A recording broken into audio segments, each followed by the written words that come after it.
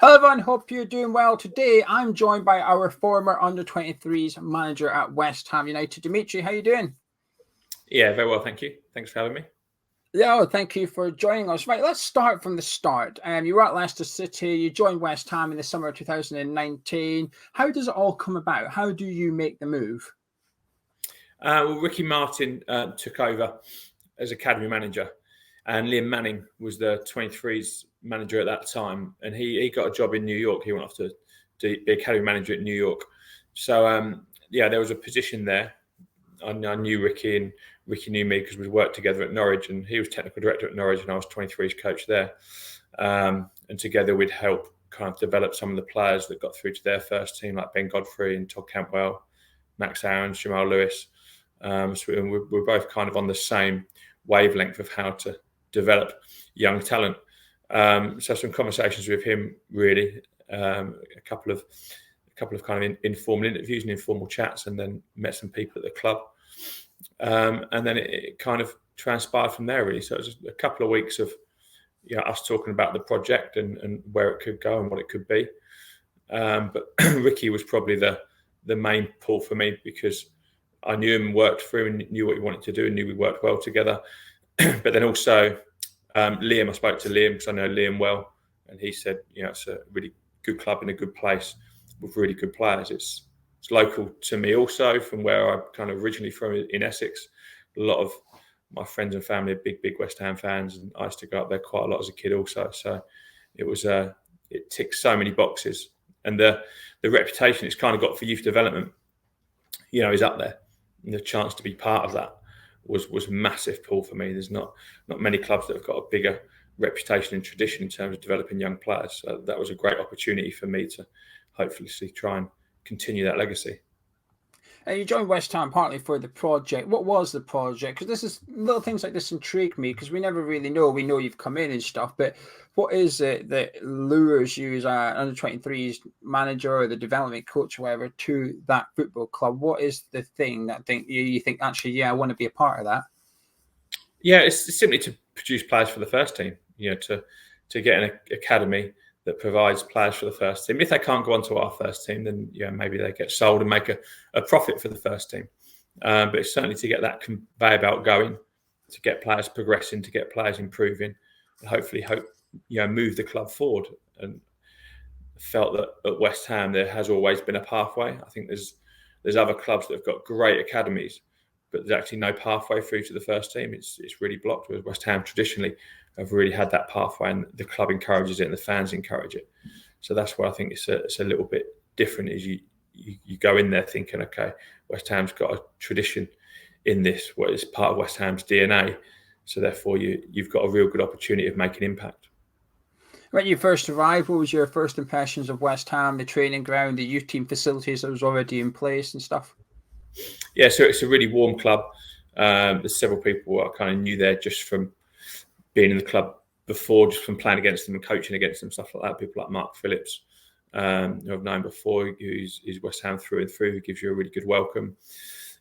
People like Kevin Keane just started at the same time, so that was really good. He's kind of West Ham historically, so he gave me a really good insight.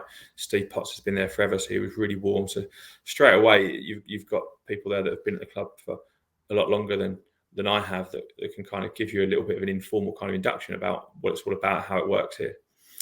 And then I think the other thing that really impressed me is, as you kind of get to work a little bit more, is the kind of players and how open they are. You get tagged that kind of family club, but it certainly is. The players will speak to you, Derek and Mark Noble and people like that, but especially Mark Noble.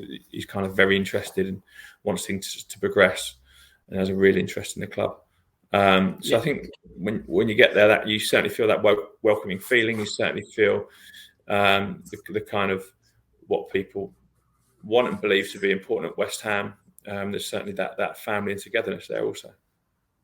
I'll ask you about Mark Noble in a little bit. I've got a couple of people I wish to ask about. But your first season, the 2019-20 season, was obviously curtailed due to COVID. How do you think the season went up until the point it got postponed? How was the season? How was your debut going? Yeah, it was fantastic. In terms of kind of team performance, we were top of the league, unbeaten in the league. We're into the semi-final of the European Premier League Cup. So we did well in the checker trade in terms of we got a few good results, but didn't quite. Sorry, it wasn't called that. It's called the. It was the Papa John's now. I think it was the Johnson's Paint one back then. Was it the Johnson's Paint? Yeah, I think it was, yeah. So had a few good results in that. But the league form was brilliant. And we had some individual players, progressing and going out on loan. Ben Johnson, was getting closer. Jeremy Ngakia got his debut. So there was some players moving from the 23 squad to the first team squad, which is what you really, really want. And the team performances were right up there. We were trying to get promoted back into the top league, and we achieved that. Obviously, you were in the second division for the under-23s when we arrived. We're at the top of the table. Season gets postponed. If we never got promoted, if this season was declared null and void, would it hamper anything in terms of progression? I guess what I'm trying to say, it doesn't really matter what league you're in at that level, because obviously senior level, there's a massive difference between Premier League and Championship, and a big difference between Championship and League One. But at under-23s, is there such a difference between the two leagues? Yeah, there is. The top league has got some of those kind of big clubs in it. Your Chelsea's, your Arsenal's, your Liverpool's, your Man City's. So that the level of competition is that bit higher for sure. I think if we hadn't gone up, there might have been a bit of a discussion about a couple of players might have needed to go out on loan a bit earlier for the next step in their progression. That might have been the only alteration would have made. But because we'll sit down and go through kind of each player's pathway and trajectory for the season and what we think is good for them. Because we moved up a division, there was probably some players that could move up that division and still be challenged, and maybe didn't need to go elsewhere. So that was a real positive. Now, away from perhaps you as a coach for a second, more of you as a man around the club at the time, what was the atmosphere like when COVID come in? Were you sort of worried that it would be curtailed, or were you always confident that they'd do points per game, which they did eventually, and obviously West Ham went up as champions and won the league? But in that period of the unknown, what was it like? Because obviously you're under 23s, and even below that, you're under 18s, and that the players you usually care for, you had to go a period without looking after them and checking in they're okay and stuff like that. I mean, that must have been completely new to you as a coach. Yeah. You've been in the game for over 20 years now. 19 years old, you became a full-time coach. Even in that 20-year period, I doubt you saw something like that. No, it was very, very strange. The club did a great job, and the academy management team, kind of head up by Ricky and his heads of department, really came into their own. At that point when COVID hit, really, the coaches who are normally front and centre could do very little. It was more than the kind of player welfare side, the education side, the sports science side, the nutrition side, that really came to the forefront. And yeah, they did a fantastic job in keeping the guys mentally stimulated, keeping the guys as fit as possible, keeping the guys as focused as possible. And that's not just the 23s, that's all the way down to the under 9s. There's people doing all kinds of creative things on Zoom football sessions, Zoom yoga sessions, Zoom quizzes, just anything we could to try and keep the lads engaged. But like I say, some people at the club really, really stepped up and provided a good service to keep everyone, positive they could do in that really tough time. It was hard for everyone. I'm sure it's a lot harder for most people than it was for people in our industry. But it was certainly unsettling. We weren't too worried about the league position. At that point, I think our mind was more on making sure people's welfare was okay mentally, physically, making sure people were healthy, and that was the kind of number one priority. The league position was kind of out of our hands, and we were kind of, they'll decide how they finish it, and either way we'll be fine. Let's just keep everyone positive and in a good frame of mind, and the club did a real good job in that. When at that same time, though, obviously the senior team was in a relegation battle. The season got postponed. The team were just in a relegation battle. We didn't know what the future held.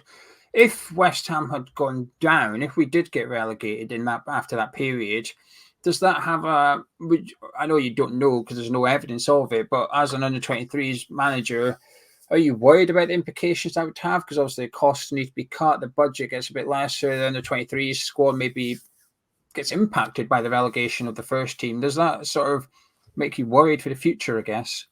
I mean, it's hard to tell because it is pure speculation in terms of if that would have happened. But I think I would like to think that West Ham is a club that really values youth development, and I think that they would have continued to value youth development.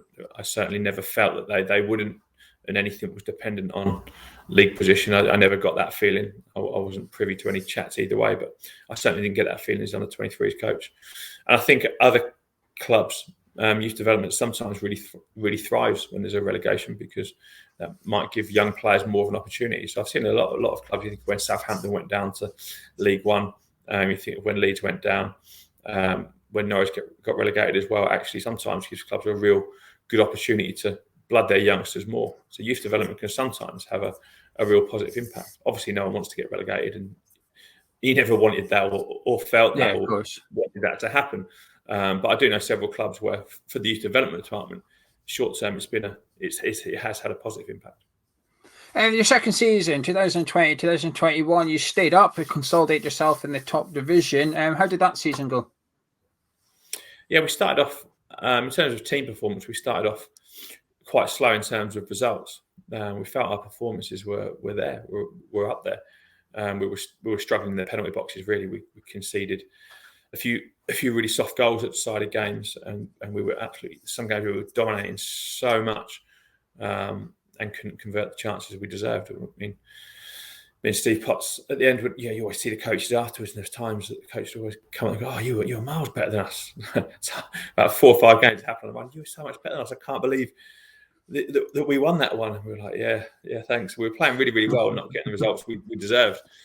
So we at that point in the league position, I think I don't think we'd won in the first 9 games, or around Christmas time we were bottom of the league and had won next to nothing. And it could look really tragic. The coaching staff weren't actually too panicked, because we knew that it can't carry on like this. We're playing too well for this to carry on. It's just a bit of a freak moment where we're really struggling in the penalty boxes. But if we keep doing what we're doing and we keep doing it well, that will soon turn. And I think the second half of the season, the form was more 2 points a game, which is more like in the top 3. I think our last 9 games was probably our first 9 games was horrific. I don't think we won a game. I think our last 9 games were probably top 2 for. And we thought we'd get there. We were quite happy with where it was going. We were getting some results that weren't really going our way. But playing style was good. Player progressions, we were getting a few players out on loan that were doing well, and a few were getting closer to the first team. Training a lot more with the first team and getting known by the first team watching all of their games. So it was progressing and evolving. That's what we wanted season 2. We needed the players and the group and the program to progress and get better, and we felt that was happening. Back to yourself as more of a coach, really. Like I said, full-time coach since 19. What's your sort of philosophy as a coach? Not necessarily at West Ham, but just in general, how you like to see football being played, how you like to do things on the training ground and stuff. What's Dmitri? Rules, philosophies, whatever. Yeah, certainly like to have possession of the ball. Certainly like to keep possession of the ball, but attacking, not keep the ball for the sake of the ball. Want to break lines, want to get forward, exciting football with the ball. Out of possession, really want to press, really high press, really aggressive press. Get after the ball, want it back as soon as possible. Don't want the other team to have it, and when we have it, I want us to value it, but value it to score goals. So I like to try and dominate, really. Player development is a key aspect of what I believe in. So quite a lot of the decisions also would be around trying to develop individuals and trying to push individuals forward.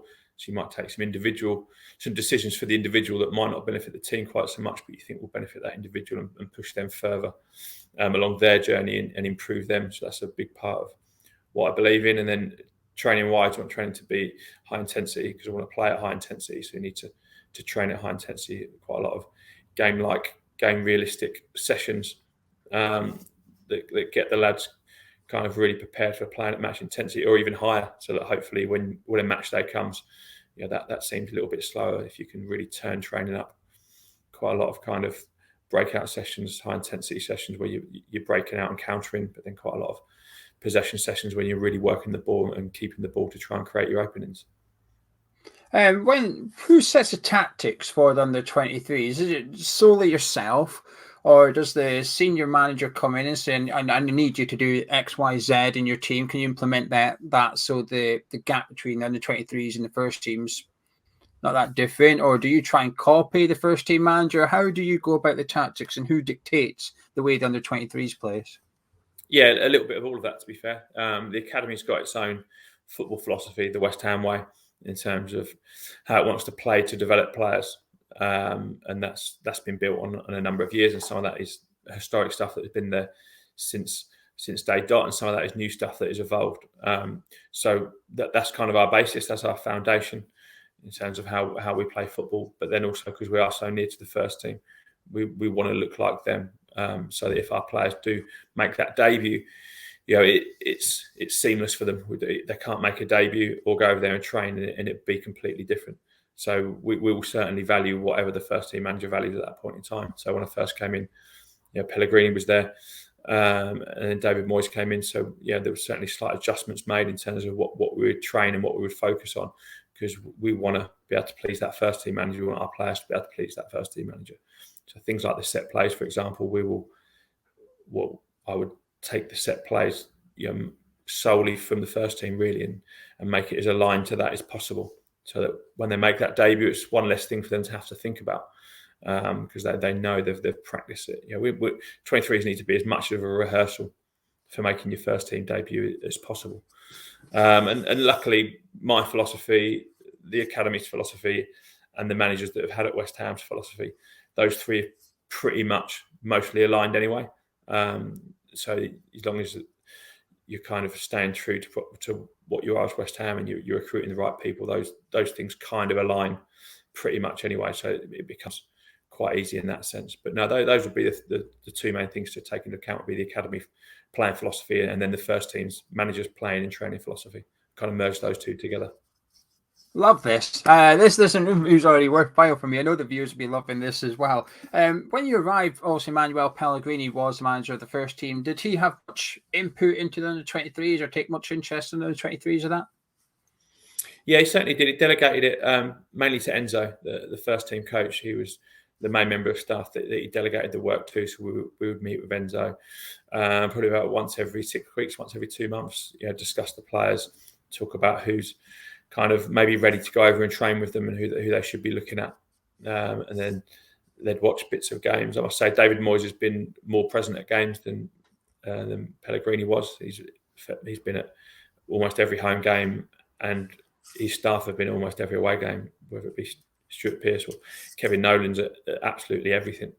So I'd say, under the Pellegrini regime, they certainly took interest. They were really interested in some of our players at that point in time, but then since the new coaching staff came in, they've probably taken it up another level. And Kevin Nolan's kind of been assigned to the 23s in that pathway, and he's over in the office kind of daily trying to bridge the gap and trying to help progress the gap. And there's always at least one of their members of staff at every game, if not more than that. So it was good when I first got there, and it's probably moved into an even better place now. Reassuring to hear. I like that. How hands-on is Moyes, and in particular Kevin Nolan? I've seen you mention Kevin Nolan in the past in an interview with Athletic, so we'll get on to him in a minute. But start with David Moyes. He said it at every home game. Did he come in, watch the game and leave, or did he come into the change rooms before or after the game, or anything like that? Just how involved does David Moyes get on like a match day, if you like? Yeah, he'll be in the stand. He'll leave the coming to the change room stuff to Kevin Nolan, really. So Kevin will normally sit with him, or Ricky, the academy manager, will sit with him. And if he's got messages for us, he'd normally pass them through them. So there's times Ricky or Kev might come down to the dugout and just say to me, look, the manager wants you to take this player off on 60 minutes because he's thinking about training him tomorrow. Or the manager wants us to press a little bit higher, or at half time, the manager's thinking this, and this. So he'll sit up in the stand and watch and have that kind of aerial view. But then he will pass messages on to us if there's something he wants us to kind of implement or change due to the individuals that are playing. Do you always listen to him, or sometimes you get and think, well, I'll leave that one, Dave, thanks, but nah, we'll stick with what we're doing, thank you.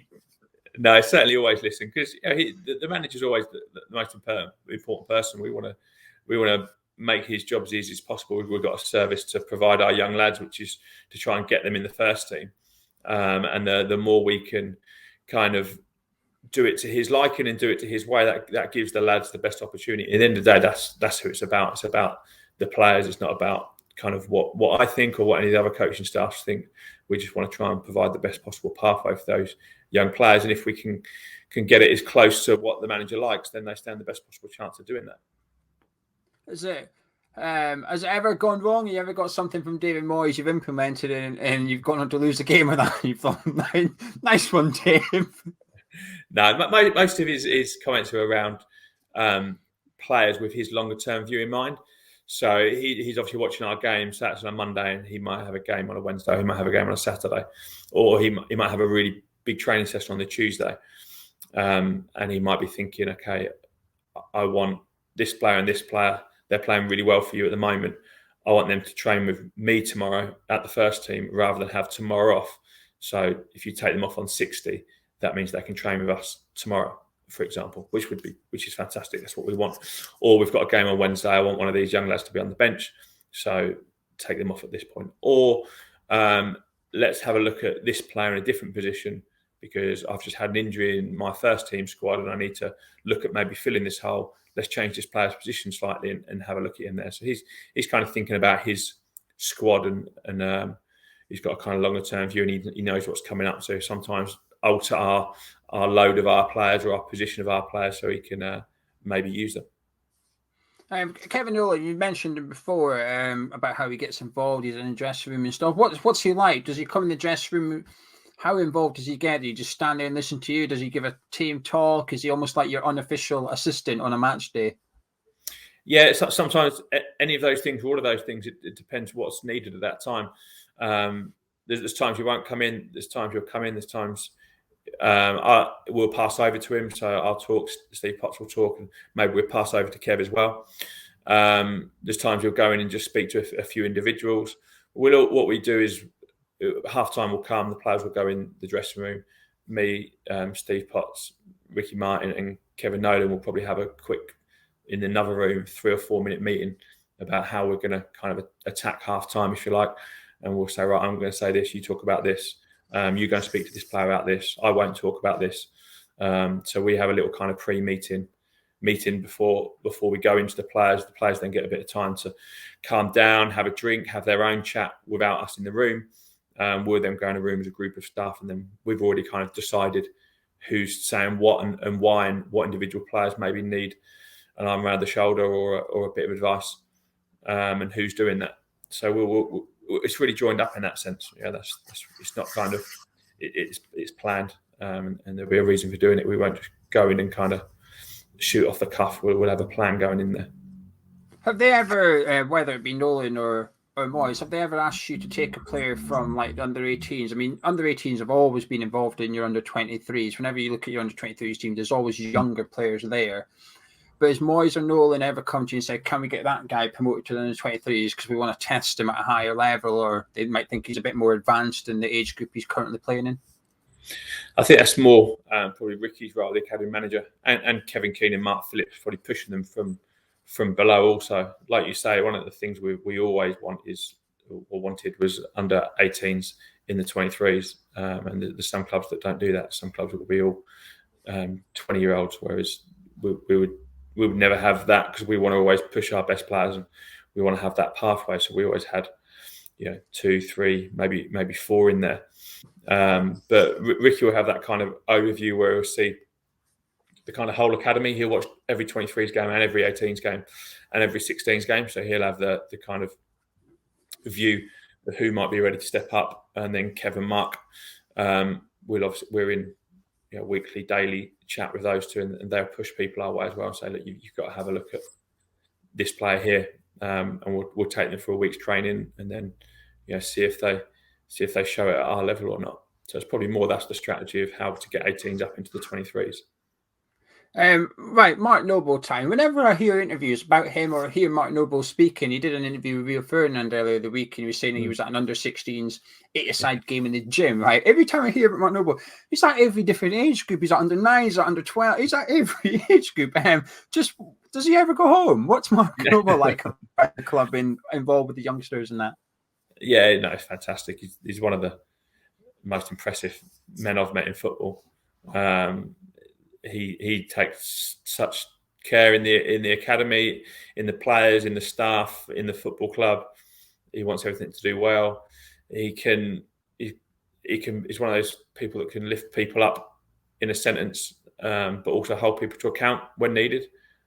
Totally respected. Really cares about people. Really cares about football. Really cares about West Ham. And like you say, he can be you see him. You see him about everywhere. You see him at an under-14s Floodlit Cup game. You see him at an under-18s game. You see him at 23's game. You see him training in the off-season at the academy training ground, trying to get fit, ready for first-team training. You see him walking his dogs around the training ground. He is everywhere in a really good sense. He's a really impressive captain. Really, I haven't met many like him in my time. He's certainly, like I say, up there, one of the most impressive people I've met in football. Is there any other senior players at West Ham that have been attending games regularly or got involved in any sort of way with the under-23s or below? If we're playing at Rush Green, Deck would normally come and watch a little bit from afar, and normally set up in the stands. It's normally ones that have progressed from the academy. So Ben Johnson will probably come and watch. Grady, when he was here, would probably come and watch. Those ones, if we're playing at Rush Green, and so it's a 2:00 kickoff on a Monday, and they've trained Monday morning, they've had lunch, they then filter into the stands and watch. Malenko sometimes comes along because he's when he's needed fitness, he's sometimes played for us quite a lot, so he knows a few of the lads. And it can be. So there's normally, if it's a Monday 2:00 game, you look in the stand and you'll definitely see more than 2 or 3 players. Certainly the ones that have come through the academy, normally always, and then it could be anyone. To be fair, there's normally quite a few people that are interested because it is close. We do train side by side with them. A lot of our players do go over and train with them. So there's always a little bit of interest there. It's well connected. In your 2 seasons at West Ham, I've got a note of the players here. There's obviously some players that made their debut prior to arriving, but then perhaps developed when you were there as well, particularly like Ben Johnson and Nathan Holland made his debut, then made his Premier League debut while you were at the academy. But in terms of making their first team debut at West Ham, we've got Ngakia, Ashby, Elise, Longello, Odebeko, Dapo, we've got Trott, Baptiste, Chesters. What's it like seeing these players that you've coached under 23s making their debut for the senior squad? I mean, that must be like immense pride for yourself and for your team as well. Yeah, I think that's the main goal. Yeah, that's what you do it for. That's better than winning a league or winning a cup or winning a game. That's the end goal that you want. I think the important thing to recognise is the amount of work that's gone into that. I get to do the kind of nice bit, if you like, the finishing school. But if they've been in the academy since 9, like quite a lot of those players had that you've mentioned, there's been a whole load of coaches that have impacted on their development. I can't claim them as myself. I've done a couple of years' work, which is really nice, and hopefully added a little bit to their journey. But there's so many people that have impacted them, and the hard work that the player has. But the main thing you feel is a real kind of sense of warmth for them, because you know how much it means to them that those players have reeled off the commitment they've shown to football. The commitment people don't see. It's people see the glamorous lifestyle when you make it, but these lads have trained and worked really, really hard to reach their dream. And seeing anyone reach their dream, whatever that is an absolute privilege. To see something they've worked for 10 years and to see them actually reach it, that's an absolute privilege. To be part of that is an absolute privilege. But there's a lot that goes into it, and a lot of people that goes into it. So when it does happen, it is a great feeling for everyone involved, but more importantly for the player and their family. They really deserve a big pat on the back, because it ain't easy. It's not easy at all.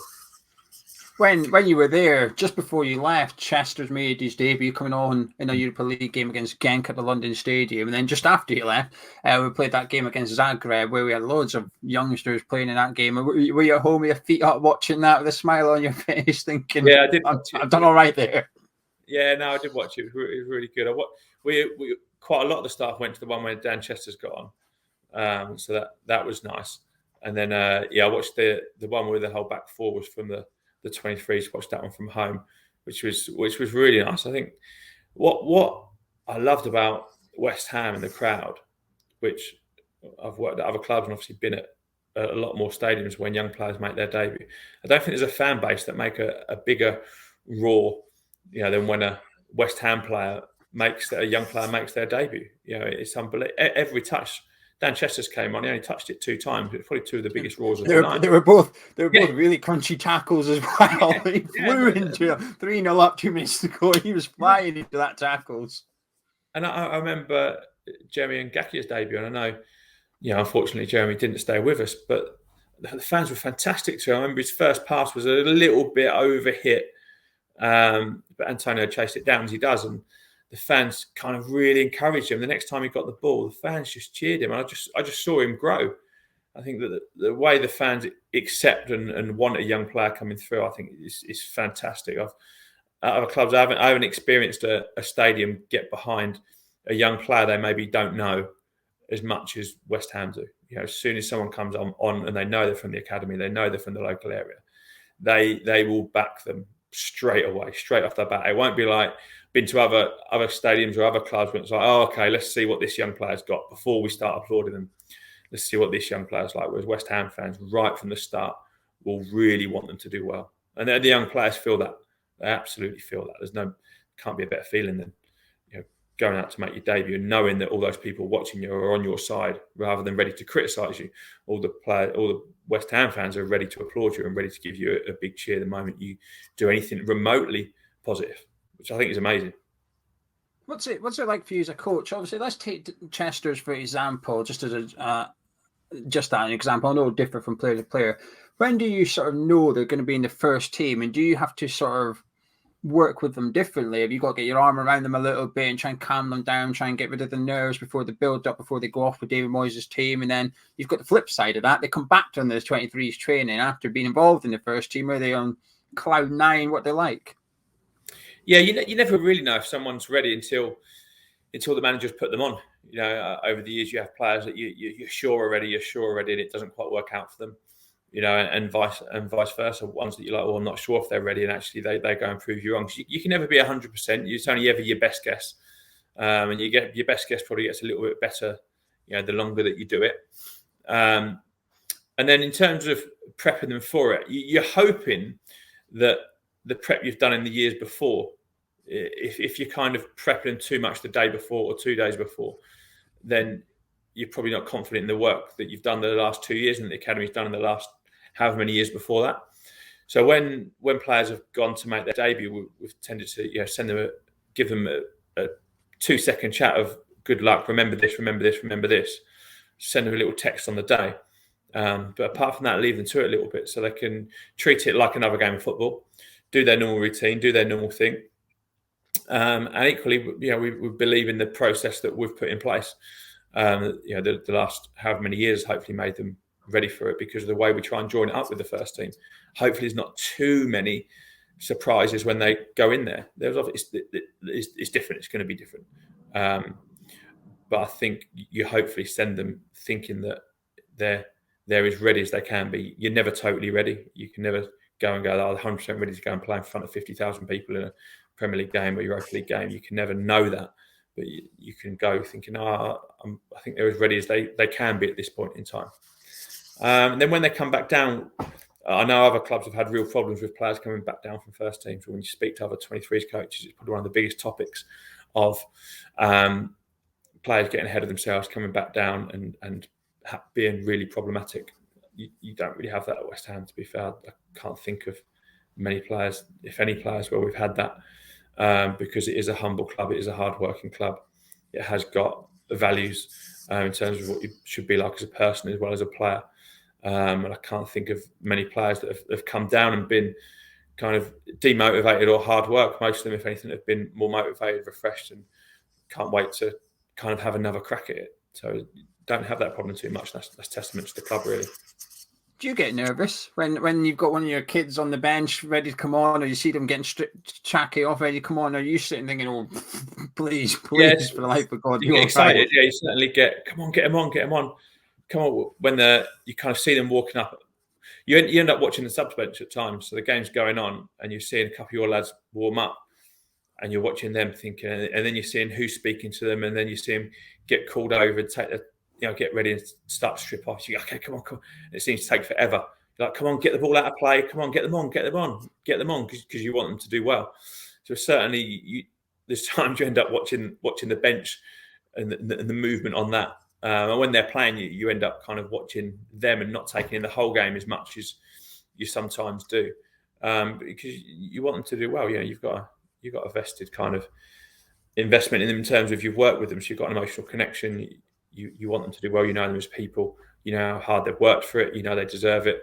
So you really want them to do well, and that's everyone. That's not uniquely to me. That's everyone in the academy would feel that. Whether you're the bus driver, the kit man, coach, administration, the whole academy will feel that, because there's some people that would have worked with that player for 10 years. If they're head of education or head of welfare or someone like Trevor Lewin, who's been at the club for years and years and years, will have known these kids from 7, 8 years old.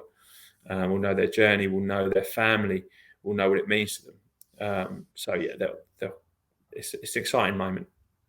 I think all fans assume it's very important for the under-23s to see other under-23s getting a step up and a chance in the first team, and that perhaps inspires them and probably gives them confidence to remain at West Ham while developing, that actually at this club you will get a go, rather than some other clubs perhaps where it's difficult to break into the first team as a youngster. How important is it, and does it make your job a lot easier as an under-23s manager, where you can actually say, well, actually have a look at the current first team, you've got him there, come through the academy? Yeah, it gives everyone a lift. It gives the whole academy a lift when someone does make a debut or someone does break in. The whole academy feels more positive just through it happening straight away, and that ripples through the staff and that ripples through the players.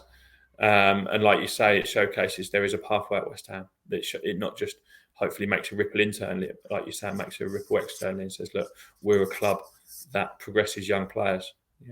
You're lucky to be here if you're here, and if you're not here, well, bad luck. You should be trying hard to get here, because we're a club where we have got a pathway and we do like to progress, and that certainly has ramifications internally and externally. Right, a couple of fun questions for you then. Right, under-23 players, the viewers are watching this thinking, come on then, Dmitri, who are you reckoning has got the best chance of making or that? Give us some names and give us why you think they might make it at West Ham. It would sit on the fence a little bit, but it is impossible to give one or two names. You look at the team at the moment and what it's achieving. There isn't any of them that you'd write off. They're going to win the league or come very close to winning the league. In the top league, held their own against top League One teams. Like Ipswich Town did really, really well against Ipswich Town, held their own in that.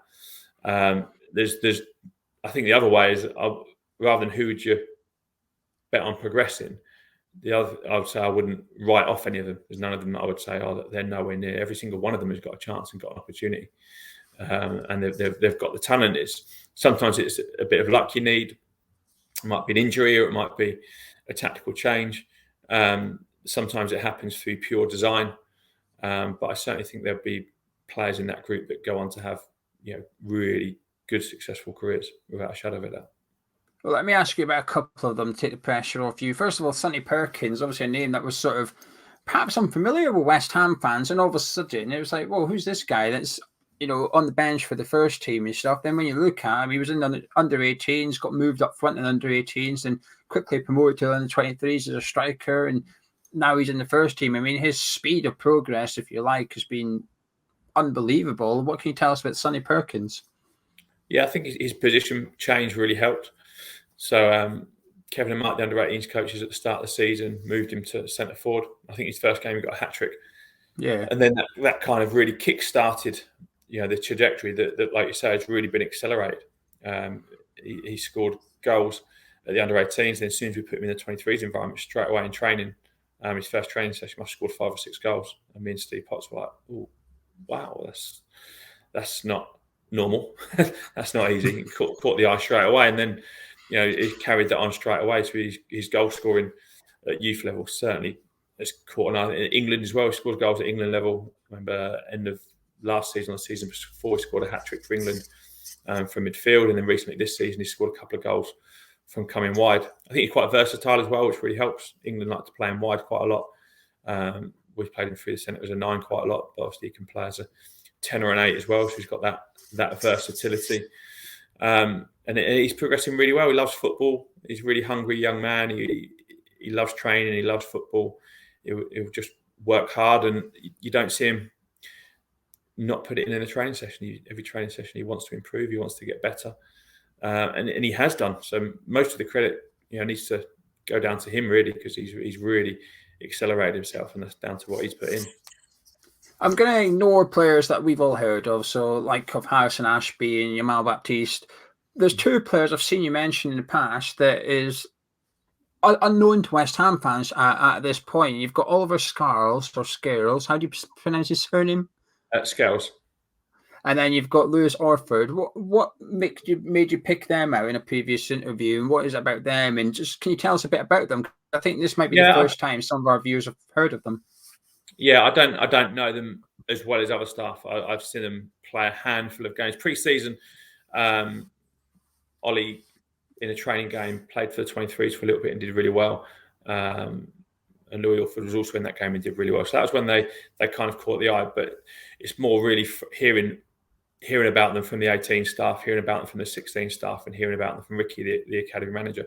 They're both in the England setup, and they're both progressing really, really well. And they were kind of, as 23s coaches, some of the players that are on our radar that are progressing well, and there's others as well. They're 2 players around those age groups. Wouldn't like to just single those 2 out. There's others also where the club. I think the main point is the club's got that depth. They've got a really good crop coming through now, under 13s, really good group, really good as a team, but good individuals as well. But the point I was trying to make when I mentioned those 2 players was more the depth that's there. It's not, there's a good crop now, and then it's going to be barren for the next couple of years. The next 3 or 4 years, there's good crops of good players. And it's not just those 2, there's many, many more. So I think the future's bright. The academy's in a really good shape. It hasn't just got 1 or 2 good age groups. It's got a wealth of talent all the way down, all the way through. I think those 2 were brought up because at that point in time, I think we had an England player at every age group at England Youth. I think Jono was just on standby for the 21s. And then we had players in the 20s, players in the 19s, players in the 18s. I think those 2 were in the kind of 16s, 17s kind of categories. And we've all got a kind of full hit of international recognition at that point, which is what we want. But yeah, that must be like full house in bingo. That when you've got someone in every team, you must think, there we go, that's what we want. No, definitely. And I think all of those players as well, the majority of those players that were in there were kind of homegrown as well. They've been through the West Ham Academy for a long period of time. There's other clubs that will have maybe more players in there, but they've bought those from other clubs. They haven't really developed them necessarily yourself, whereas West Ham's tend to develop their own from their own area a lot more than signing loads of players from poaching from other academies. So I think the testament to the ones that get through, they normally have gone through the West Ham system for a number of years. So that was the point with that one. In terms of detail around their games, I'm not in a great position to add too much detail, but I just know they're 2 of many that are down there that will progress through in the coming years. Right, a couple of questions about how it works. Right, it's little things like this intrigue me. Who buys players for the 23s? So obviously, in the summer just passed, we've seen West Ham sign just before you departed. We saw Armstrong Local Flex, who's come in, he's doing really well. Thierry Neves, Ekwa from Chelsea acquired him. So who is it that identifies these players and makes a decision to bring them to West Ham United? Yeah, I think there's quite a few people that would come into that decision-making process. So the recruitment team would identify them. They'd pass them on to Ricky Martin first, the academy manager. he would look over them. Then if they're available to trial, they'd come in and trial with us. So both Pierre and Armstrong both came and trialled with us at the back end of the season before. So Pierre played a couple of games for us against Arsenal, and Armstrong trained with us for a month, I think. So we'll get to look over them, myself and Steve, and see if we think they're at the level. Thierry, we didn't see. He was at Rennes at the time, but we saw him on video. And then also we'll pass it kind of over to the first team as well if we can, to get them to have a look. So Pierre trained a couple of sessions with the first team while he was on trial, so they got eyes on him. Armstrong did also, and people kind of had links at Celtic, so they made a few calls to get a bit of a reference there. So I think everyone has a little bit of a buy-in, so it has to be the recruitment team have to get kind of sign off. Ricky Martin will get sign off. The coaches will hopefully get sign off, and the first team manager or someone in the first team coaching staff will hopefully get sign off as well. So hopefully a little bit of everyone, like I say, it's joined up. At other clubs, it's not. At other clubs, someone can just get kind of plonked in your team that's kind of come from a head of recruitment and no one's seen them. But we would try and avoid that at West Ham. It's certainly more of a joined up approach where coaching staff, recruitment staff, academy management staff and first team staff, if possible, all get their heads together and see if they're the right fit.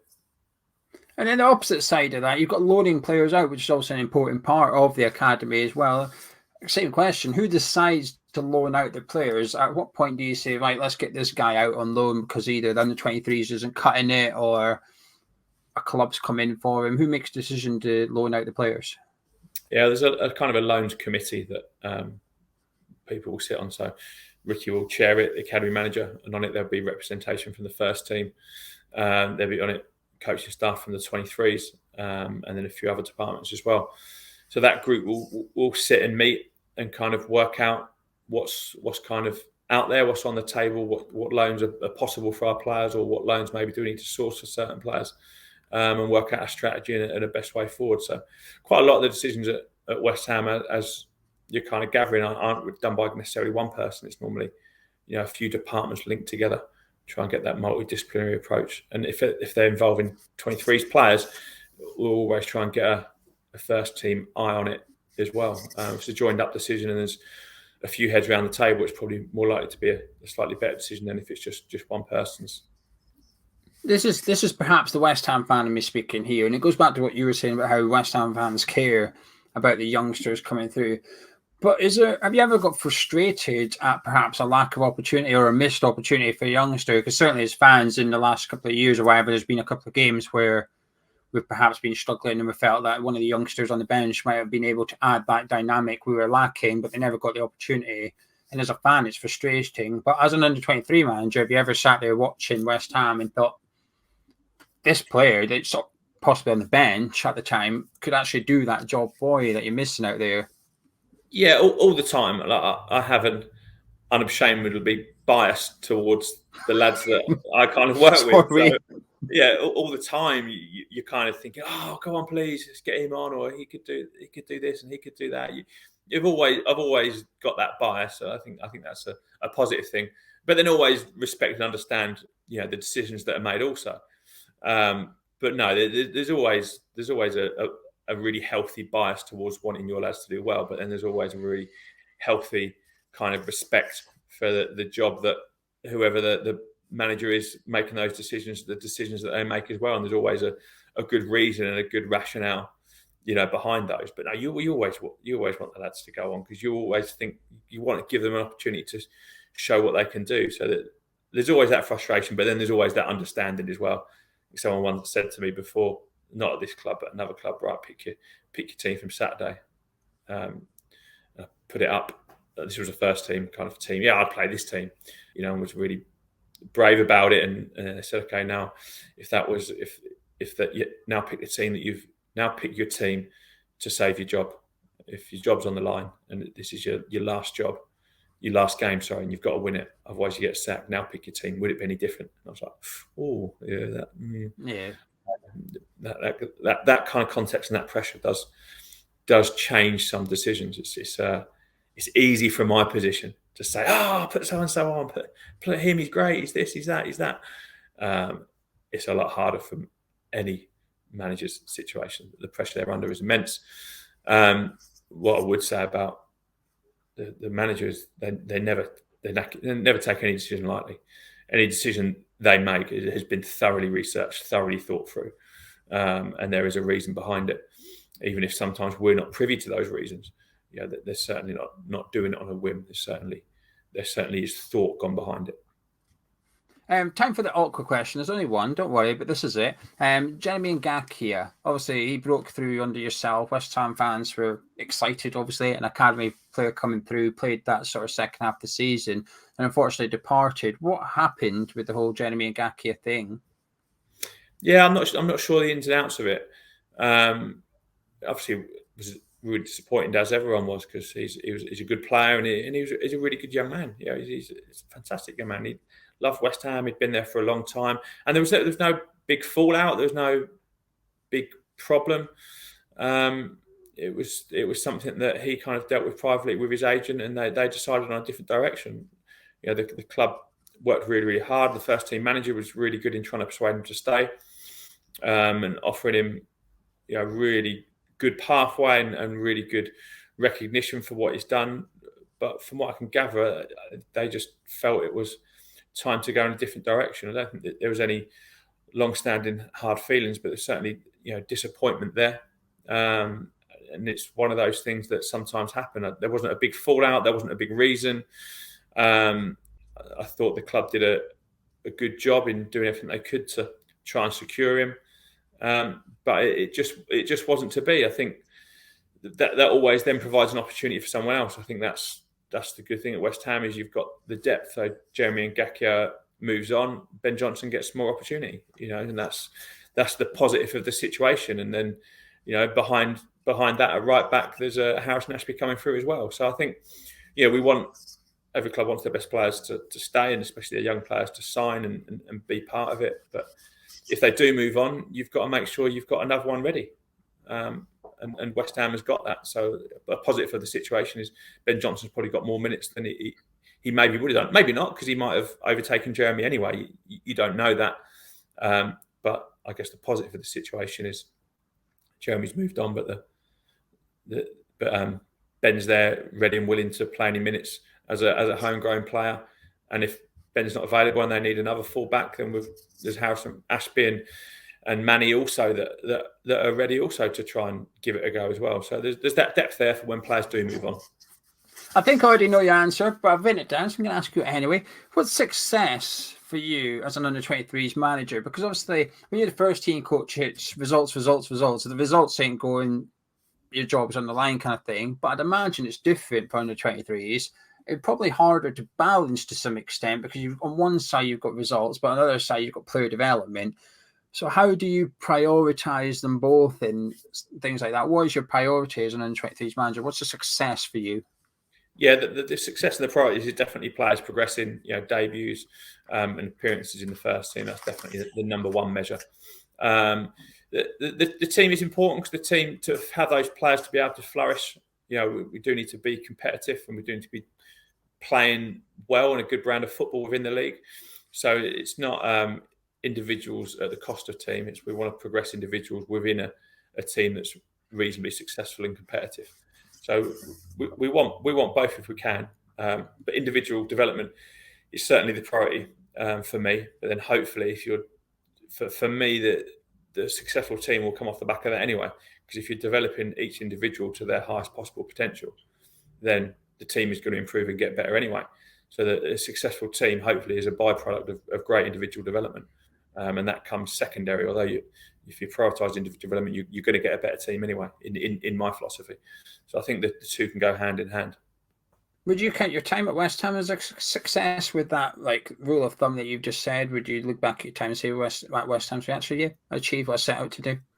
It certainly was for me personally. In terms of I loved it. I really enjoyed it.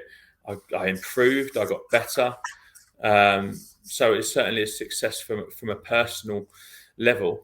Did we achieve everything we set out to? Certainly a lot. would I have wanted to achieve even more? Yeah, of course. I think anyone would. I think anyone who says, "Oh, we did everything," would be a liar. So there's certainly bits that you'd always look back on and go, "I wish this player would have got through. Or I wish we'd done this, or I wish we'd have done that." But I think I can look back on it and go, "No, we certainly progressed some players. We certainly progressed the 23s as a team and as a department forward." And I think it's in a good place. I've left it in a good place, and I've left it in really good hands as well. You know, leaving it with really good people. Mark Rossman's brilliant, Potsy's there, he's brilliant, and Ricky's great. Yeah, there's really good staff there that will take it on, you know, again and further. So, no, I think I've done a job that I think hopefully has helped some players and hopefully helped the club. Well, I always ask every guest, any regrets? Anything you look back on and think, I just wish I'd done that slightly different or done this differently? I don't really have. I don't try and do regrets as a person too much because you can't control them. So no, I wouldn't say regrets because I think everything kind of happens for a reason. You can't go back, so I don't really dwell on regrets. So no, I think at every moment, if you do the best possible thing you can based on the information that you've got, and you do it with integrity, that's the best you can do. It might not necessarily work out all the time, but it's probably your best shot at that point in time with everything that you've got. I think if you do that, then you can't really regret it because that's all you can do. So no, I wouldn't say any regrets. You know, it was a crazy time to leave in some respects that because the club was flying, my group were flying, the lads were flying, the first team were flying. So that was probably the hardest bit. Was we're on such a good wave at the moment. So that was the hardest kind of decision. That was tough. That was a tough kind of point because the club's in a really good place. The academy's in a really good place. The 23's in a really good place. It's a really exciting place to be, and I'm sure it'll continue like that. Yeah, it came as a surprise to the fan base. I think generally, a lot of West Ham fans do take more than an interest in the 23s. There's always been an interest there, but I think as games become more accessible, you know, a lot of games are live streamed and stuff now. So now compared to 10 years ago, I think the interest in the 23s is heightened due to the data and the footage available to us, and we can know about that before you sign some of the younger team. It wasn't even a younger team back in days, but if you did sign a youth player, you didn't know much about them. But now you can go on very quickly within 10 minutes on Google. You can see where they've gone through their youth career and stuff. So I think knowledge empowers interest in a little bit. So I think the fans have always had that interest. So when you left or it was announced that you were leaving, I think there was a bit of a surprise among the fan base because hang on a minute, things are going well for the 23s. Yeah. We don't want the 23s to change. Yeah. We're doing well in the league. You look at the league, I think we won 4 out of 6 games or something like that when this season then you departed. And then we've obviously seen the success of all the under 23s coming up into the first team. And we've almost got used to this conveyor belt of players in the last 2 seasons. You have a cup game, like at time of recording, we play Kidderminster Harriers tomorrow. Fans are thinking, what under 23s are we going to see? Are we going to see Yoko Flex? Are we going to see Ashby and stuff? Yeah. So we've almost got used to this indulgence of the under 23s progressing, which has been overseen by yourself as well as others at the club. So when you left, everyone was a bit like, do you have to, mate? Yeah, no, it was a tough time to leave the club without a shadow of a doubt. The job I've gone into at the Premier League just don't come along very often at all. They're very scarce. But the hardest thing was like, what a crazy time to leave because the club is moving in such a good direction in all departments.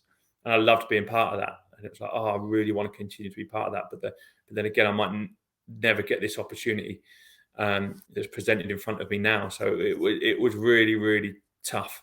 I'd have loved to have certainly seen out the season or certainly gone a little bit further but things just don't fall like that, do they? You get an offer at a certain time and then you have to, make a decision.